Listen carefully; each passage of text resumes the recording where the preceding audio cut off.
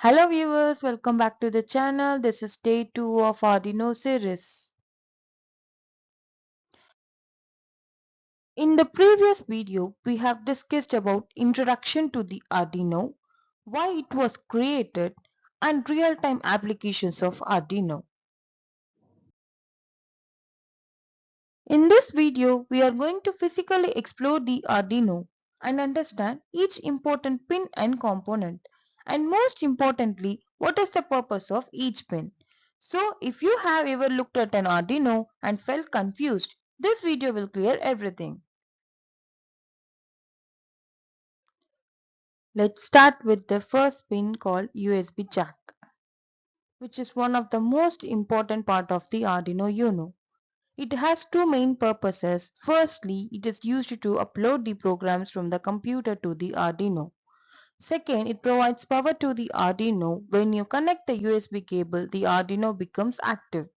While using USB power, you don't need any external power supply to the board. Next is the voltage regulator. It is mainly responsible for protecting the Arduino from high voltage. Arduino Uno works internally at 5 volt, but sometimes we supply 7 to 12 volts from an external power source. The voltage regulator reduces this voltage safely down to the 5 volt. Without the voltage regulator, the Arduino could be damaged easily. So you can think of it as a safety guard for the Arduino board. This small button, here it is the reset button. When you press it, the Arduino restarts the program from the beginning. This is useful when your program gets stuck, you want to restart the execution, you want to text something again. Pressing reset does not delete your program, it simply runs it again from the first line. Now, let's take a closer look at the power pins on the Arduino board. These pins are responsible for supplying the power to external components connected to the Arduino. Understanding how these pins are work is very important because using the wrong pin or the voltage can damage your components. 5 volt pin, 3.3 volt pin, ground and V-in. 5 volt pin supplies a regulated 5 volt from the Arduino. This pin is commonly used to power the components that require 5 volt. Keep in mind that the current available from this pin is limited, so it should not used to power high current devices like motors directly. 3.3 volt pins. It provides 3.3 volts, mainly for low power devices. Many modern sensors and communication models like Wi-Fi or Bluetooth modules operate at 3.3 volts. Using this pin helps protect sensitive components that cannot handle 5 volt. Ground. Ground pin is the reference point for all the voltages in the circuit. Every external component connected to the Arduino must share a common ground to work properly. Without a ground connection, the circuit will not function as expected. V-in pin. The V-in pin is used to supply the external power to the Arduino board. You can connect an external voltage source typically between 7 and 12 volts to this pin. The Arduino's onboard regulator then converts this voltage into the required operating levels. Next is the DC power jack. It is used to power the Arduino using an external power adapter or a battery, instead of relying on an USB connection.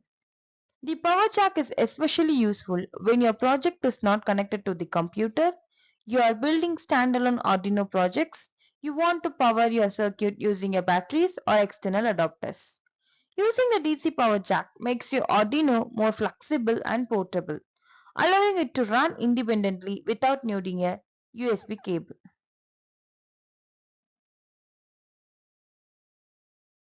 Now, let's move on to the analog input pins on the Arduino. These pins are used to read analog signals, which are signals that change continuously rather than switching between just on and off. How analog pin works? Analog pins measure varying voltage levels and convert them into the digital values that the Arduino can understand. This allows the board to detect smooth changes like increasing temperature or changing light intensity.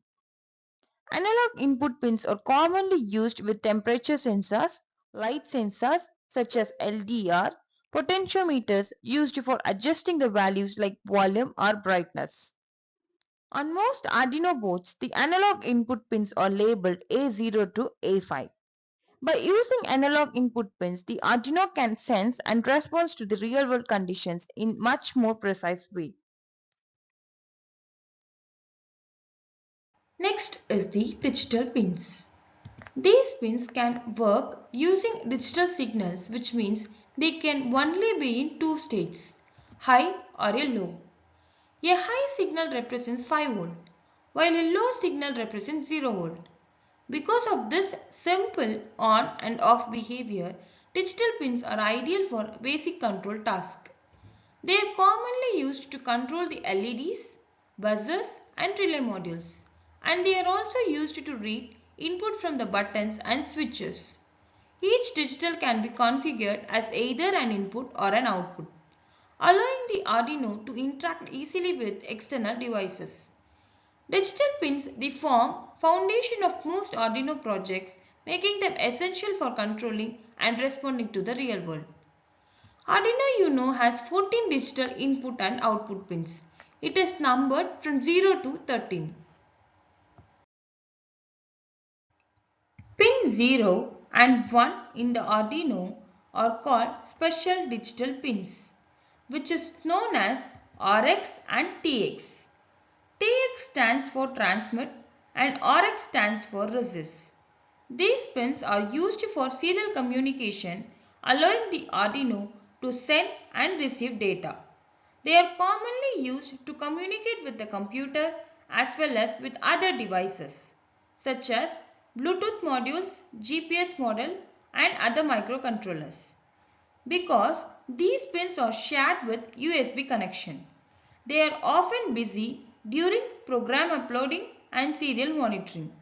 For this reason, it is best to avoid using pin TX and RX for other purposes while communicating with the computer.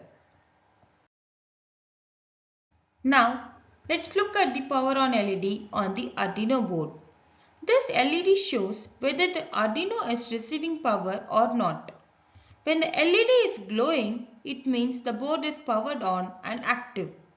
If the LED is off, it indicates that the board is not receiving any power.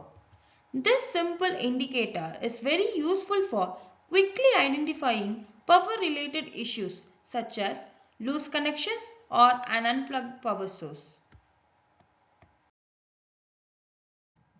Next is the main microcontroller. The large chip located at the center of the Arduino board is called Atmega 328P. This microcontroller acts as the brain of the board. It stores the program you upload from your computer and continuously runs that program while the board is powered on. It reads input data from the sensors, buttons and other devices, process that information and then controls the output pins to drive the components like LEDs, motors and display.